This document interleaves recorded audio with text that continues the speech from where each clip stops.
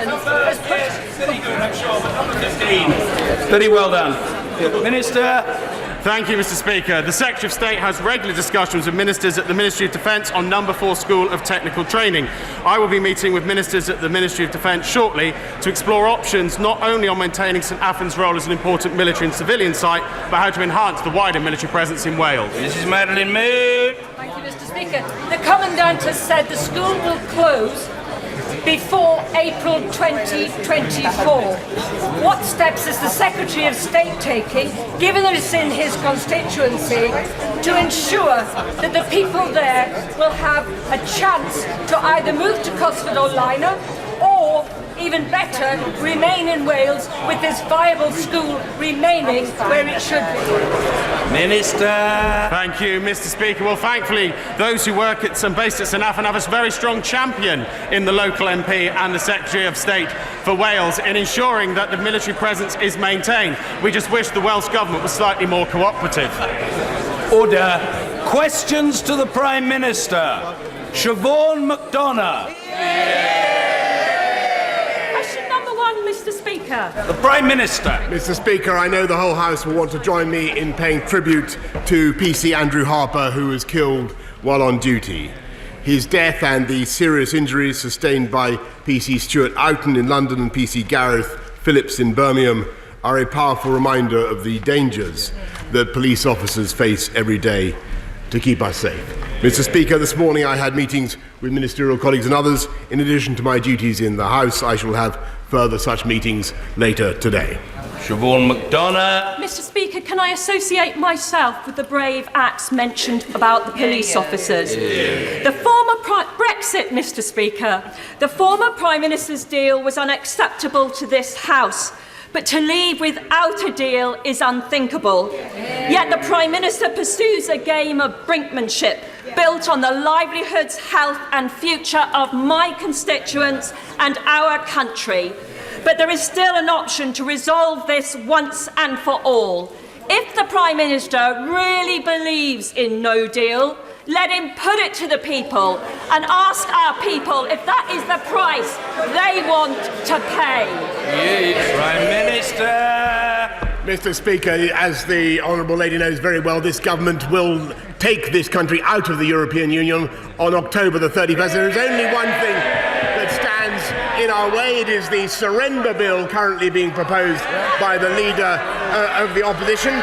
And can I invite her to confirm, can I invite the Leader of the Opposition to confirm when he stands up shortly, that if that surrender bill is passed, he will allow the people of this country to have their view on what he is proposing to hand over in their name with an election on October the 15th, Mr. Speaker.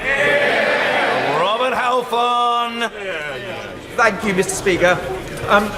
Can my right honourable friend confirm that when we leave the European Union on the 31st of October, no longer will we be subjected to EU rules on VAT in terms of our energy bills, costing Harlow constituents and households around £55 extra every year? Will he confirm that we will take back control of our energy bills and save households around £1.5 billion a year on the heating and lighting? Minister. I thank my right honourable friend and for his excellent suggestion. As he knows, we do currently apply the reduced 5% rate on domestic fuel and power, which is the lowest allowed under EU law. But of course, when we leave the European Union on October the 31st, it will be open to us to change this for the benefit of the people of Harlow.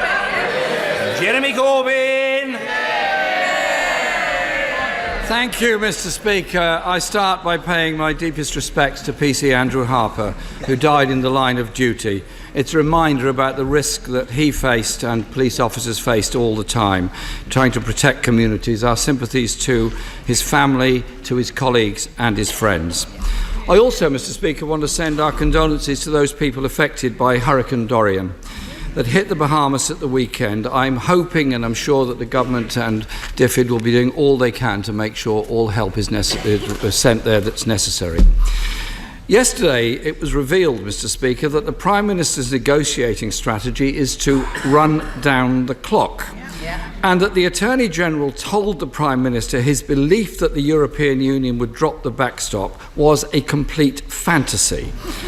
Are these reports accurate, or can the Prime Minister provide the detail of the proposals he's put forward to the EU? The Prime Minister. I tell you, Mr. Speaker, what our negotiating strategy is, and it is to get a deal by the summit on October the 17th, and to take this country out of the EU on October the 31st, to get Brexit done. And what his surrender bill would do, it would wreck any chance of the talks, and we don't know what his strategy is at all were he to take over. He's asking for mobs of momentum activists to paralyse the traffic in the name of his. What are they supposed to chant, Mr. Speaker? What is the slogan? What do we want? What do we want? Dither and delay. When do we want it? We don't know. That's his policy. That's his policy. And can he confirm again, now, that he will allow the people of this country to decide on what he is giving up in their name with a general election on October the 15th? Or is he frit? Jeremy Corbyn. Mr. Speaker, my first question to the Prime Minister, and no answer given. I asked what proposals have been put to the European Union. We asked yesterday, many colleagues asked, and the Prime Minister seems utterly incapable of answering. Any rational human being would assume, therefore, none have been put, and there is no answer to that question. The Prime Minister and his cabinet colleagues have been saying he's making progress. The EU's chief negotiator, the Chancellor of Germany, the Taoiseach of Ireland say no proposals have yet been made by the UK. If the Prime Minister thinks he's made progress, will he publish those proposals that he's put forward to replace the backstop? Prime Minister. As the right honourable gentleman knows very well, you don't negotiate in public, and we are making substantial progress, and we will get that backstop out. Order, Prime Minister, please forgive me interrupting. There is a long way to go. There are a lot of questions to be reached. The questions must be heard, and the responses from the Prime Minister must and will be heard. The Prime Minister. Mr. Speaker, let us be absolutely clear. This government is going to get a deal from our friends in Brussels, and we will get the backstop out. We will get an agreement. And I think this House can approve. The only thing that's standing in our way is the undermining of those negotiations by this surrender bill, which would lead to more dither and delay. We delayed in March, we delayed in April, and now he wants to delay again for absolutely no purpose whatever. What does he intend by this? We are spending, in this government, we're spending £1 billion to put 20,000 more police officers on the streets. He wants to spend £1 billion a month net to keep us in the EU beyond October the 31st. And I will never allow that. Jeremy Corbyn. Mr. Speaker, I really fail to see how I can be accused of undermining negotiations, because no negotiations are taking place.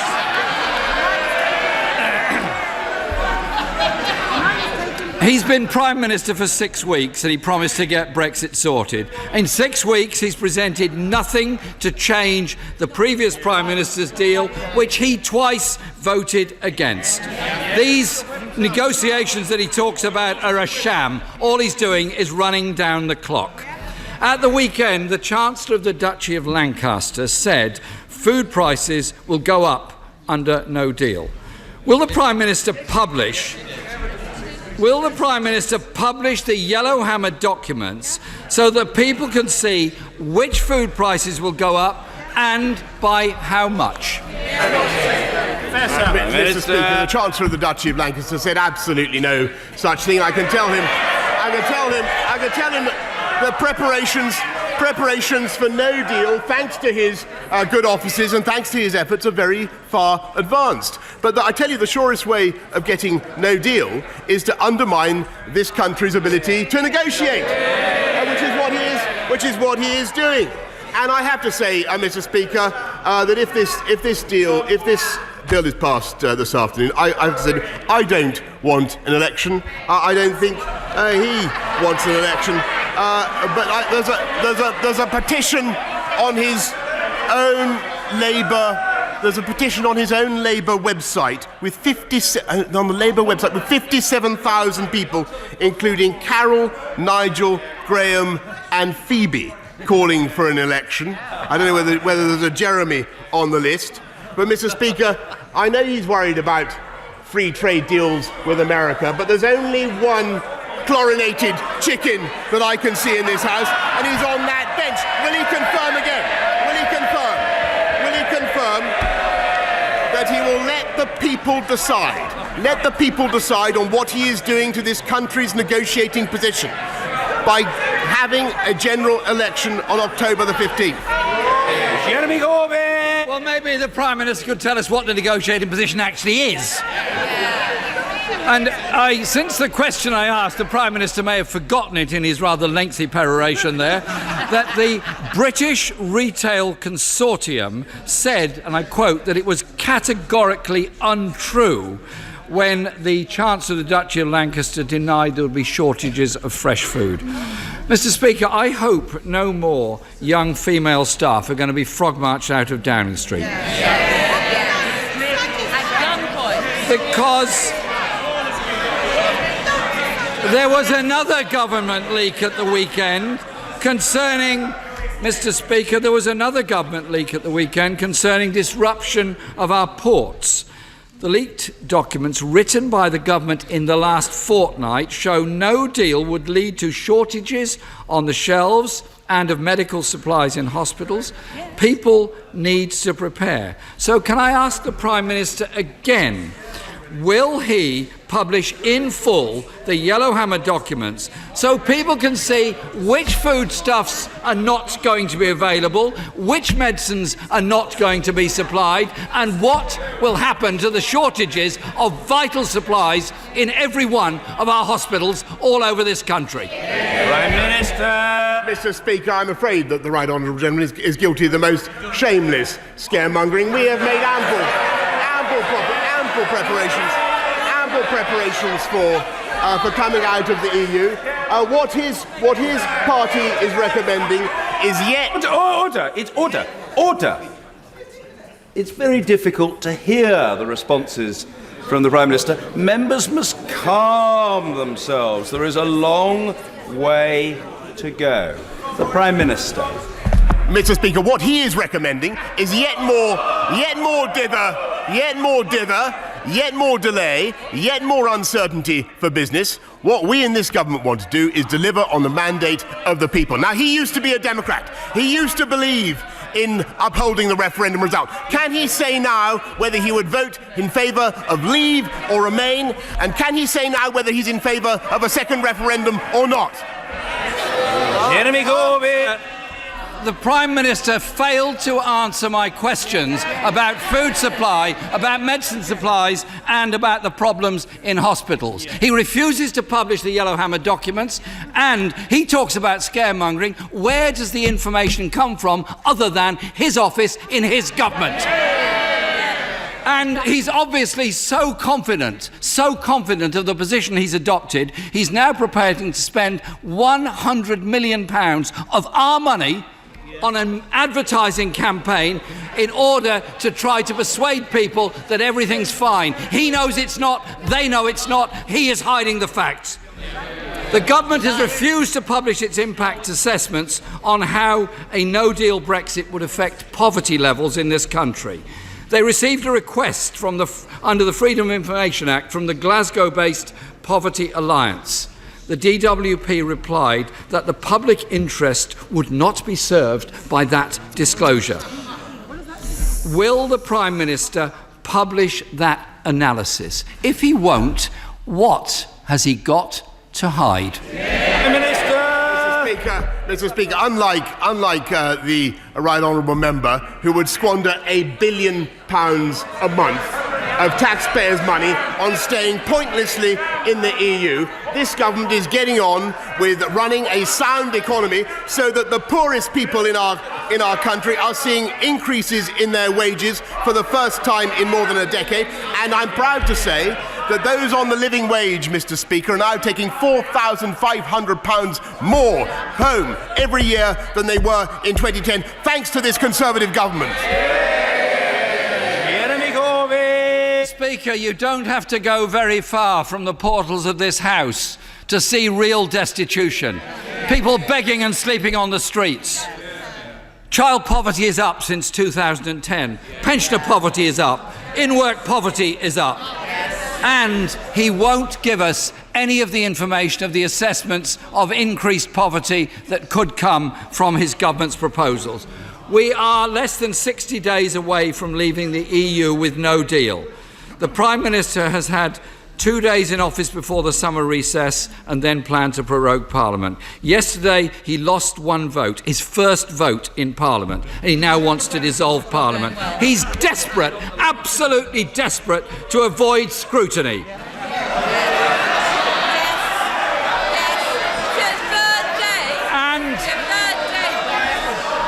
In his third day in office, after 5 questions from me, we haven't had an answer to any of them. I can see why he's desperate to avoid scrutiny.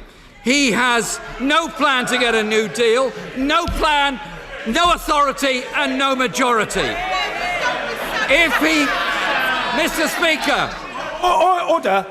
If we have to go on longer because people sitting on the Treasury bench are yelling to try to disrupt, so be it, we'll go on longer. Some people used to believe in good behaviour. I believe in good behaviour on both sides of the House. It had better happen or it will take a whole lot longer. Very simple, very clear. Jeremy Corbyn. Thank you, Mr. Speaker. If the Prime Minister does to the country what he's done to his party in the past 24 hours, I think a lot of people have a great deal to fear from his incompetence, his vacillation, and his refusal to publish known facts that are known to him about the effects of a no-deal Brexit. Mr. Speaker, I really don't see how, with a straight face, the right honourable gentleman can accuse anybody of being unwilling to stand up to scrutiny when he will not agree to submit his surrender bill to the verdict of the people in an election. He's frightened. And Mr. Speaker, he makes a contrast. He makes a contrast between this government and his own proposals. The contrast could not be clearer. We think that the friends of this country are to be found in Paris and in Berlin and in the White House, and he thinks that they're in the Kremlin and in Tehran and in Caracas. And I think he's Caracas, Mr. Speaker. We're putting 20,000 police on the street. We're upgrading 20. We have 20 new hospital upgrades.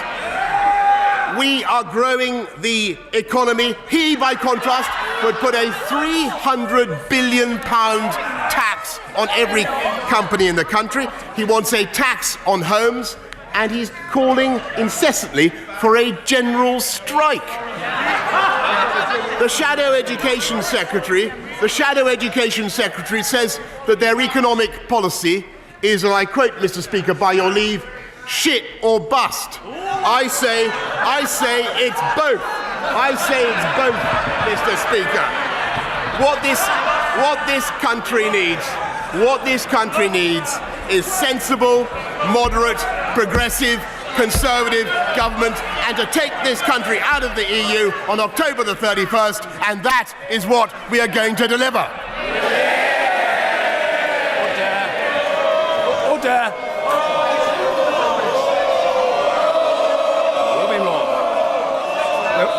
There will indeed be more, starting with the closed question. Dr. Julian Lewis. Thank you, Mr. Speaker. A well-behaved question 8 on the National Security Advisor. Glad to hear it. The Prime Minister. As my right honourable friend is aware, the decision to put the two roles together was taken by my predecessor, though I have a high admiration, I may say, for the gentleman in question. Dr. Julian Lewis. Well, I hope my right honourable friend isn't going to follow every policy by his predecessor. This is one he shouldn't. The Defence Committee needs...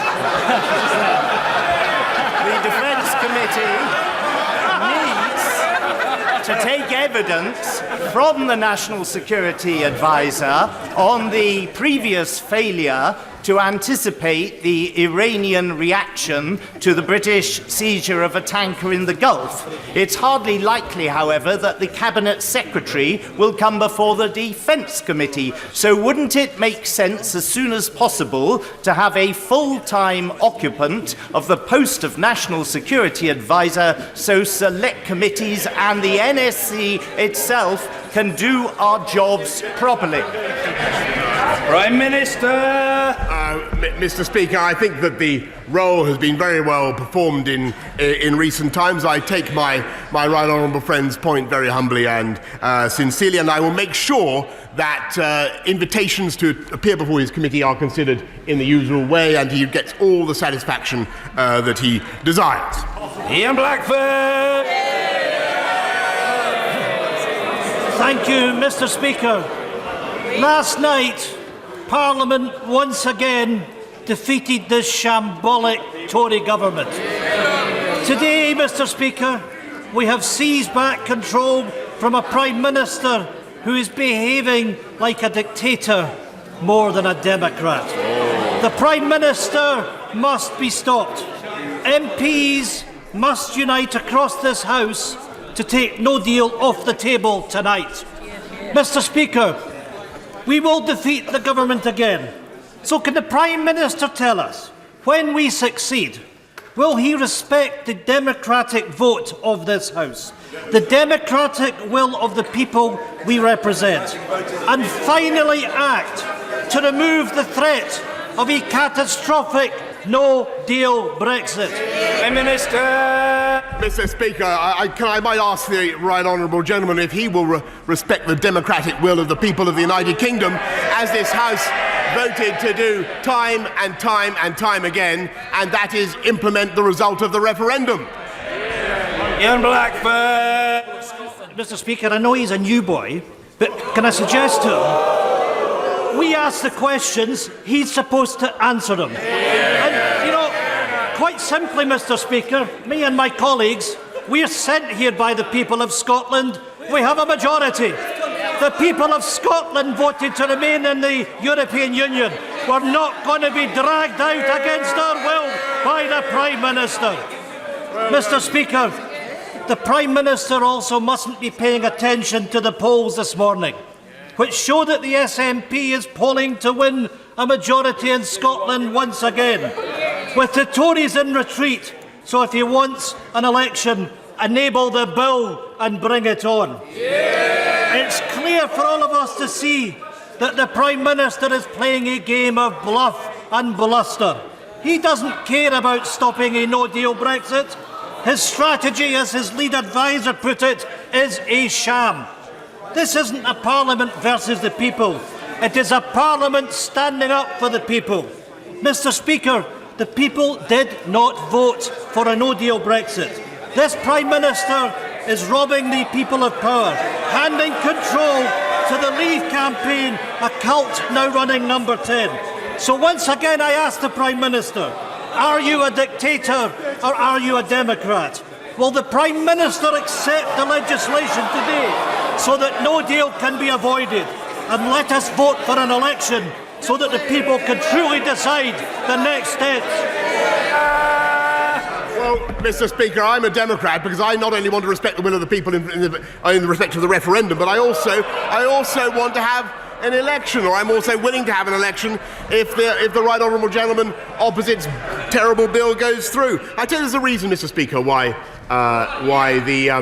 the separatists in Scotland drone on and on about breaking up, about smashing the oldest and most successful political union in it. There's a reason why they go on about it, and that is to detract from their appalling domestic record. They are a total shambles. Look at them.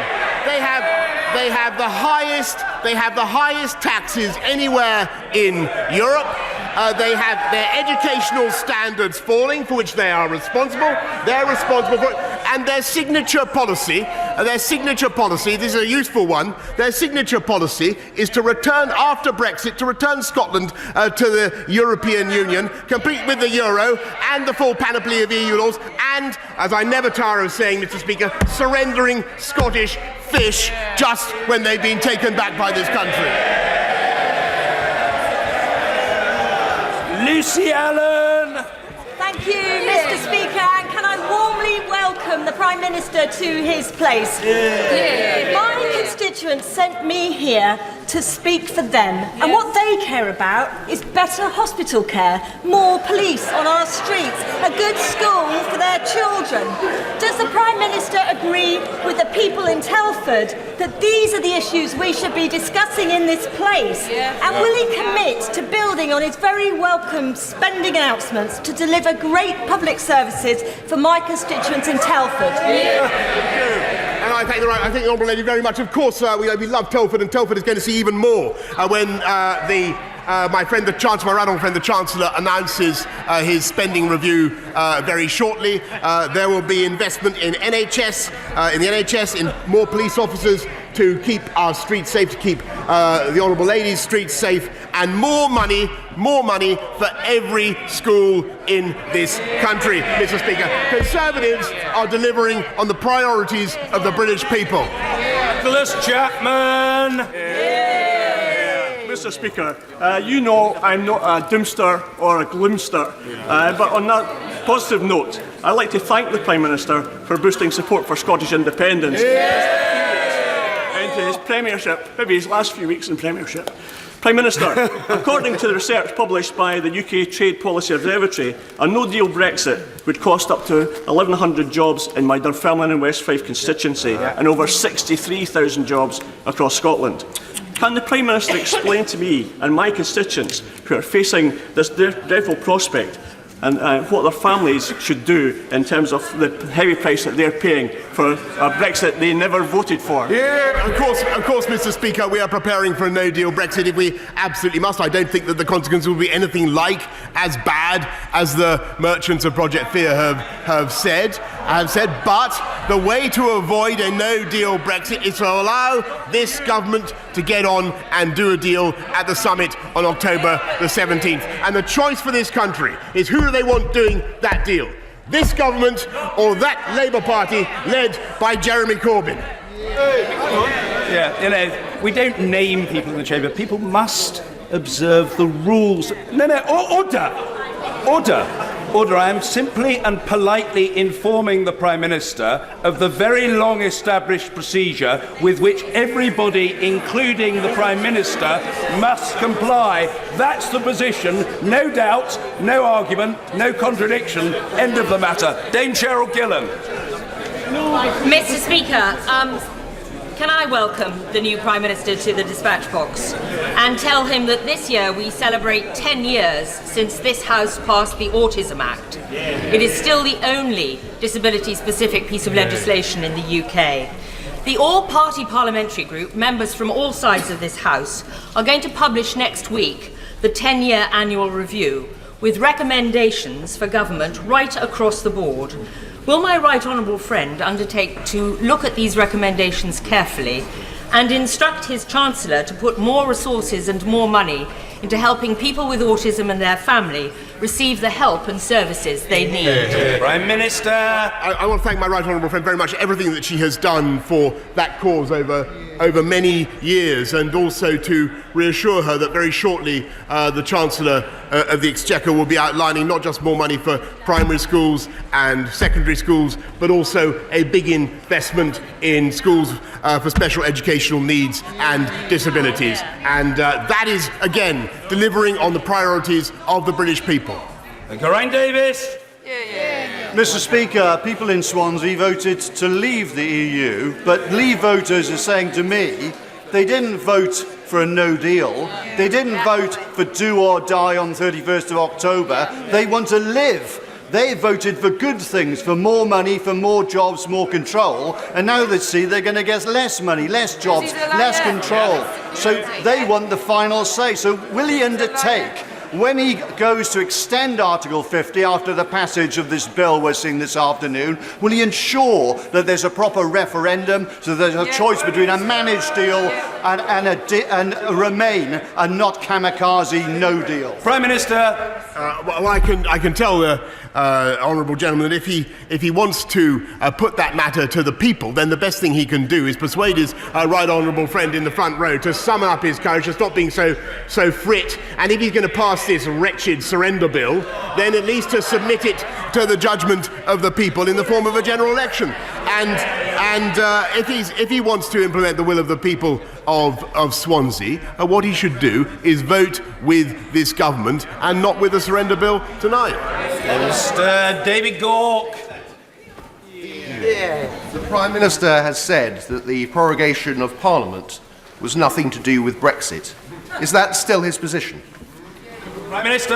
As my right honourable friend knows full well, there has been demands for prorogation of Parliament in the form of a Queen's speech from the right honourable lady there, from across this House. This Parliament has lasted longer than any in the last 400 years, and on Brexit there will be ample opportunity. There will be ample opportunity to debate the Brexit deal after October the 17th in this House if this government is allowed to get on and deliver a deal. Mr. Adrian Bailey. Thank you, Mr. Speaker. The Chancellor today announced another £2 billion on top of the £6.3 billion already allocated to help companies after a no-deal Brexit.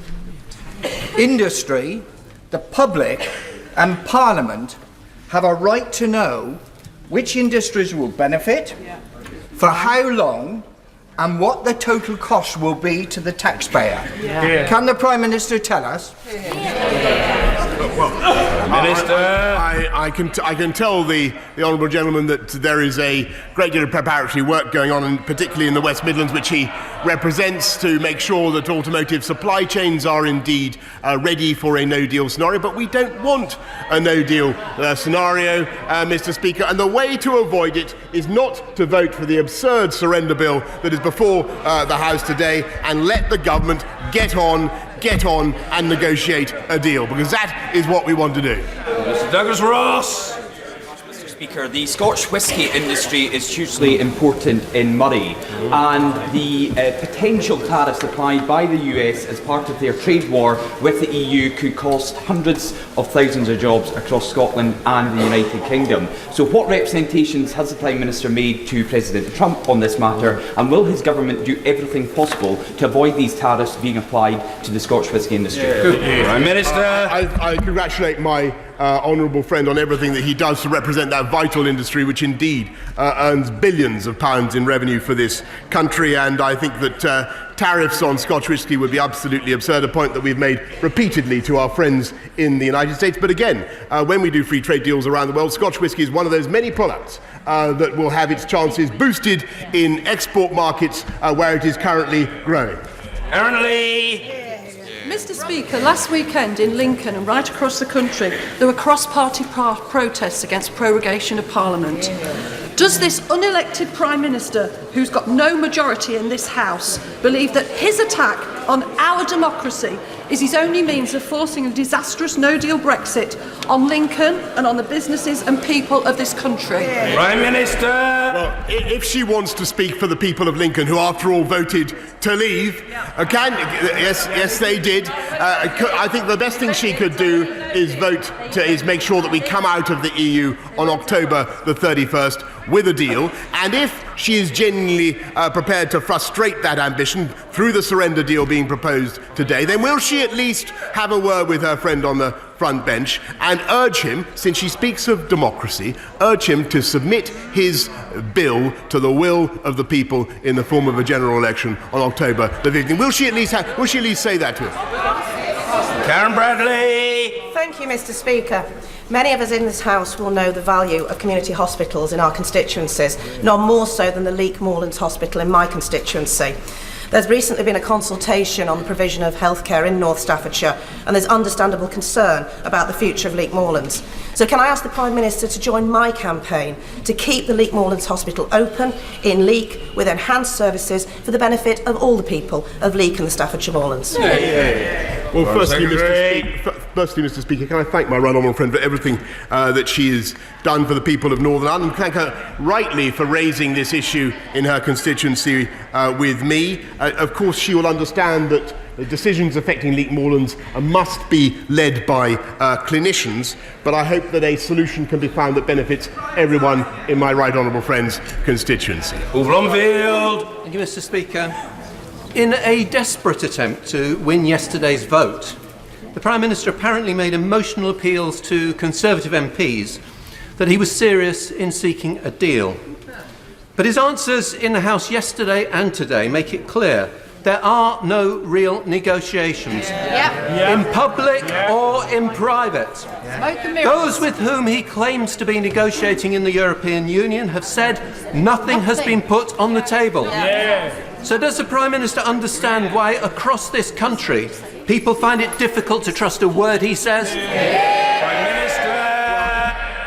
Mr. Speaker, can I tell the honourable gentleman that what I think the people of this country want to see is us come together to come out of the EU on October the 31st with a deal. We are making great progress with our friends and partners both in Brussels and in Dublin and even in Paris. But those talks are being currently undermined, I'm afraid, by the absurd bill that is before the House today. I urge him to reject it, and if he must pass it, then can he have a word with his right honourable friend and ensure that that bill is put to the people in the form of a general election? Dominic Green. Thank you, Mr. Speaker. In light of the Prime Minister's answer to my right honourable friend, the member for South West Hertfordshire, could the Prime Minister please then explain why it's proved impossible to find any official or minister prepared to state that the reasons for prorogation were to pave the way for a Queen's speech in the course of the current legal proceedings in which the government is involved? And would the Prime Minister like to reconsider the answer he's just given to the House? Prime Minister. I hesitate to advise my right honourable and learned friend about legal proceedings, but I think if he looks at what happened in Scotland this morning, he will discover that case was thrown out. Ms. Karen Bach. Thank you, Mr. Speaker. So you won't. As a result of budget cuts to the Home Office and largely enacted while he was Mayor of London, police numbers plummeted. 1,000 fewer officers in the West London Command Unit alone, 1/3 police officers down in my borough of Westminster. He is now promising us to get us back to where we were in 2010 with an additional 20,000. And he has told us, he said again today, that those 20,000 will be frontline police and on the street. It is, however, now clear that at least 7,000 of those officers will not be frontline police. So, in order to help this House build some trust in any of the promises he makes, can he tell us if that is true?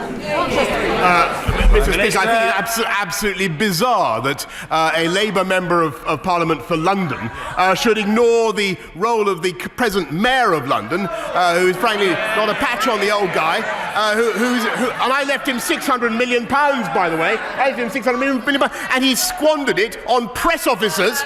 Sadiq Khan has squandered it on press officers, and the faster we get rid of Sadiq Khan and get more police officers out on the street, the better, and that's, in my view, the best possible argument for Sean Bailey as Mayor of London. Order. In the remaining minutes of this session, I appeal to colleagues to take account of the fact that we're visited by a distinguished group of Lebanese parliamentarians. At the invitation of the Interparliamentary Union and the All-Party Parliamentary Group on Lebanon, chaired by the Right Honourable Gentleman Member for South Holland and the Deepings. We'd like to set them a good example. I'm not sure at the moment how impressed they'll be. Sir Gary Streeter. Thank you, Mr. Speaker, and I think I can comply with that. May I welcome the extra £14 billion recently announced for our schools, especially in southwest Devon, where I understand we have the largest increase in the country to correct historic underspending. Does my right honourable friend agree that this cash boost will help our hard-working teachers to prepare the next generation to reach their full potential? And won't it be wonderful once again when we can get through Brexit that we can start talking about education, health and social care, the things our constituents are really bothered about? Well, exactly right, Mr. Speaker. I thank my friend. Exactly why we need to have this 3-year investment in education and get Brexit done, Mr. Speaker, on October the 31st, and don't be attracted to any more dither and delay and confusion under the Labour Party. Vernon Coker. Thank you, Mr. Speaker. The Prime Minister yesterday booted out 21 MPs from his own party for voting against a reckless no-deal Brexit. These included very well-respected members of this House, including a former Chancellor, including Churchill's grandson, and the father of the House, presumably on the orders of his Chief of Staff. Given that the Prime Minister himself voted against the former Prime Minister's deal without losing the whip, does this not show and demonstrate to the British public his view of life? Namely, one rule for him and one rule for everyone else. Prime Minister. Mr. Speaker, I'm not going to take any lessons from the Labour Party. Order. Leave me to control the proceedings. I should be immensely grateful for your assistance in that regard. That heckling must cease, and we will hear the reply. The Prime Minister. Mr. Speaker, I'm not going to take any lectures from anybody in the Labour Party about how they run their party. Look, this is a party where MPs, good, hard-working MPs, are daily hounded out by anti-Semitic mobs.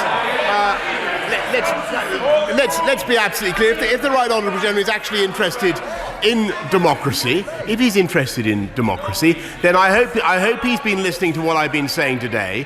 In an anti-democratic way, the bill before the House today would hand over this country's right to decide how long to remain in the EU, and it would hand it over to the EU itself. That's what that bill involves. If he thinks that's a good idea, then let him submit it to the judgment of the British people in an election. Richard Harrington. Mr. Speaker, I'm sure you all know that tomorrow is the 9th annual Watford Jobs Fair. Now, I'm taking particular interest in the 1,000 or so vacancies this year. And I felt that other members of both sides of the House might be interested as well. I'd like to thank Victoria Lynch and Anna Cox for organising it. We've got 1,000 vacancies in more than 60 companies. Mr. Speaker, I would like the Prime Minister, if he has any spare time tomorrow, because there's not much going on here, perhaps he could pop up to Watford where he'd be very welcome. Prime Minister.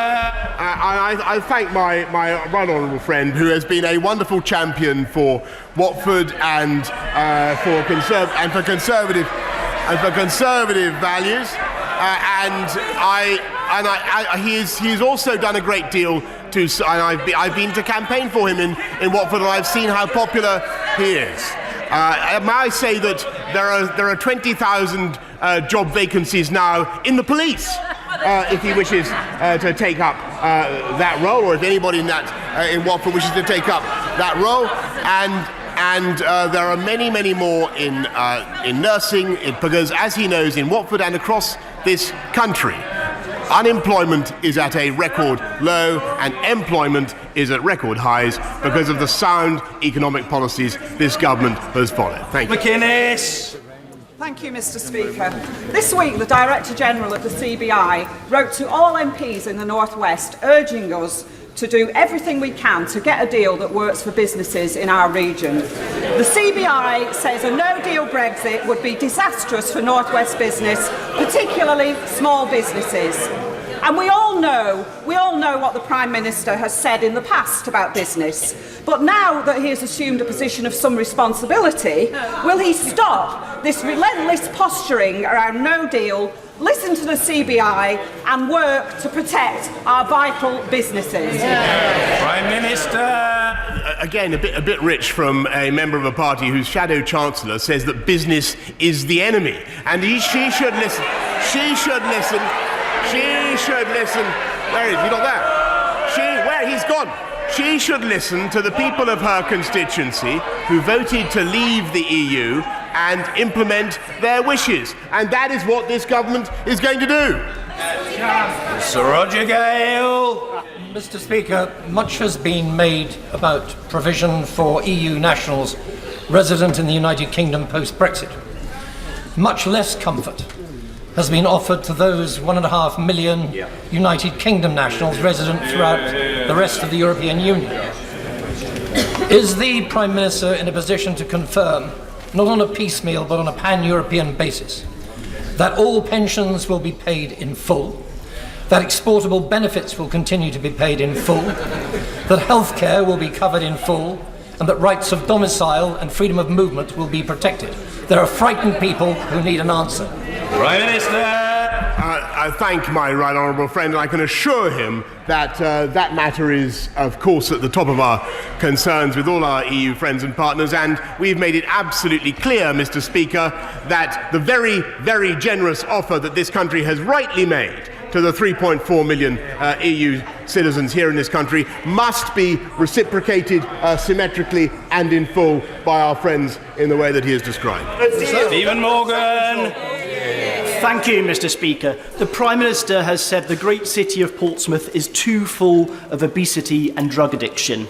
Despite this disgraceful, inaccurate statement about my home city, how would he expect our much-loved NHS to deal with these issues when it is his government who is exposing us to medicine and staff shortages, according to his own health secretary, by hurtling us towards a no-deal Brexit?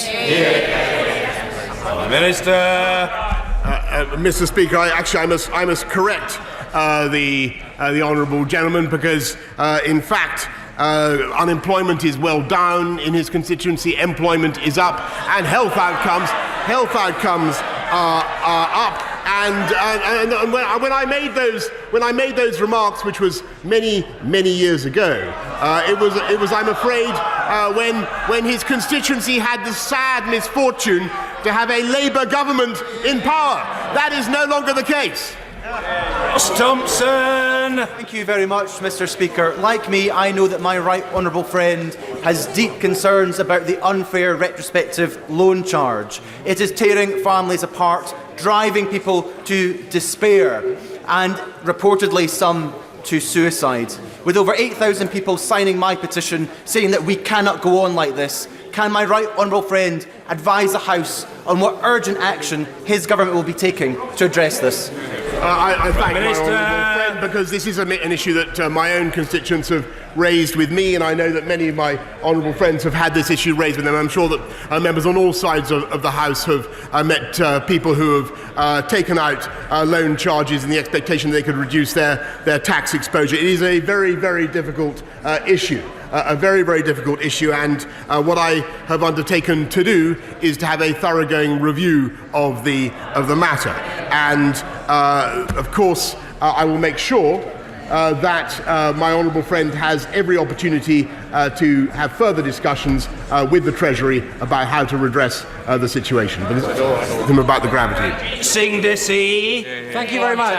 Mr. Speaker, if I decide to wear a turban, or you decide to wear a cross, or he decides to wear a kippah or a skull cap, or she decides to wear a hijab or a burqa, does that mean that it is open season for right honourable members of this House to make derogatory and divisive remarks about our appearance? For those of us who from a young age have had to endure and face up to being called names such as Towelhead or Taliban, or coming from Bongo land, we can appreciate full well the hurt and pain felt by already vulnerable Muslim women when they are described as looking like bank robbers and letterboxes.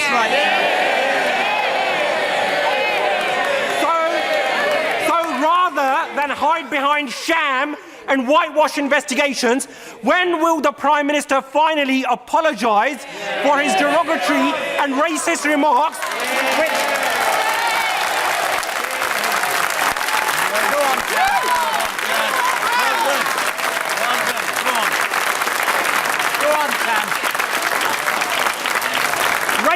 Racist remarks, Mr. Speaker, which have led to a spike in hate crime. And given the increasing prevalence of such incidents within his party, when will the Prime Minister finally order an inquiry into Islamophobia within the Conservative Party, something which he and his Chancellor promised on national television? Order.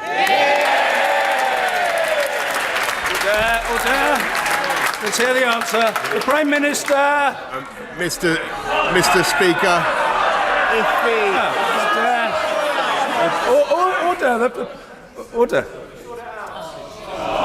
Order. The response from the Prime Minister will be heard. The Prime Minister. Thank you, Mr. Speaker. Now, can I just say to the honourable gentleman that if he took the trouble to read the article in question, he would see that it was a strong Liberal defence, as he began his question by saying, of everybody's right to wear whatever they want in this country. And I speak as somebody who is not only proud to have Muslim ancestors, but to be related to Sikhs such as himself. And I'm also proud, Mr. Speaker, to say that under this government we have the most diverse cabinet in the history of this country. And we truly reflect modern Britain. We truly reflect modern Britain. And, Mr. Speaker, what we have yet to hear from anywhere in the Labour Party is any hint of apology for the virus of anti-Semitism that is now rampant in their ranks. And I would like to hear that from the honourable member opposite. Margaret James. Thank you, Mr. Speaker. The great lady who you and I both revere, I'm sure, Mr. Speaker, once said, "Advisers advise, ministers decide." Can I ask the Prime Minister to bear that statement closely in mind in relation to his own chief adviser, Dominic Cummings? Well, Mr. Speaker.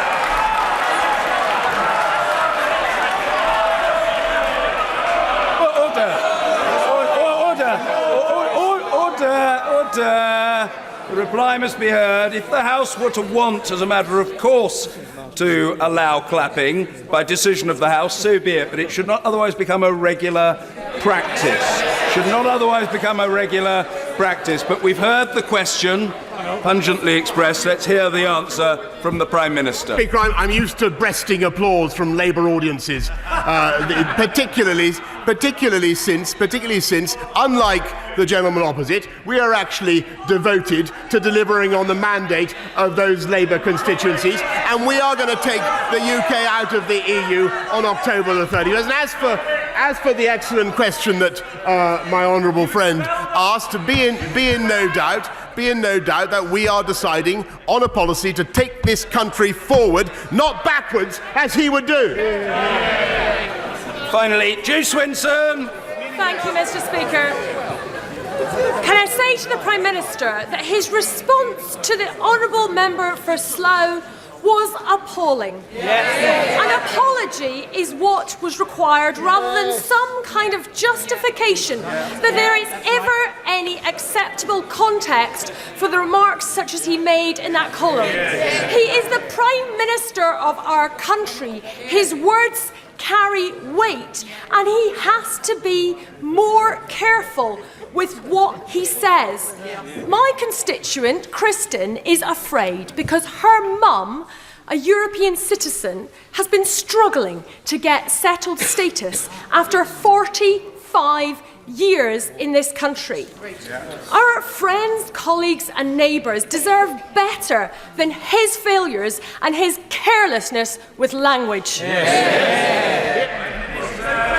Well, Mr. Speaker, in the case of his constituent Kristen, if the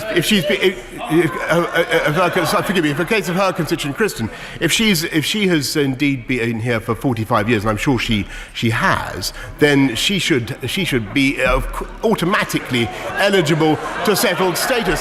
So clearly, Mr. Speaker, it is a difficult case, but the answer is for her to bring it to the Home Secretary, and I'm sure we can sort it out. Order.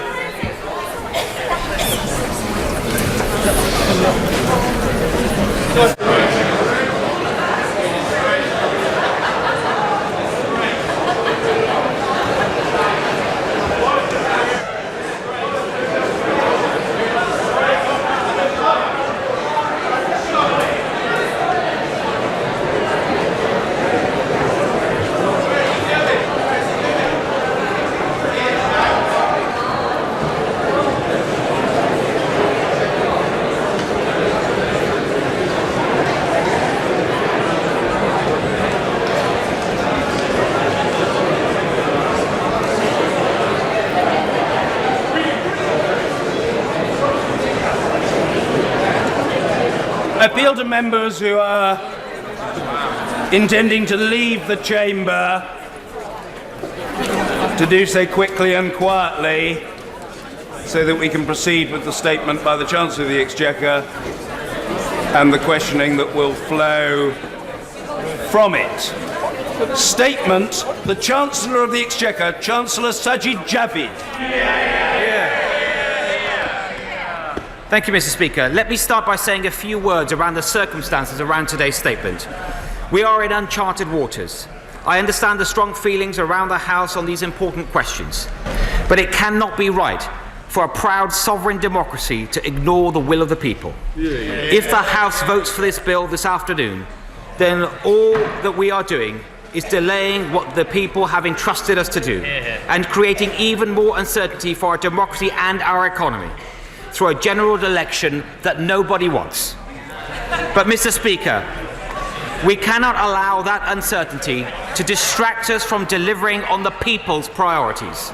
So today, we give certainty where we can.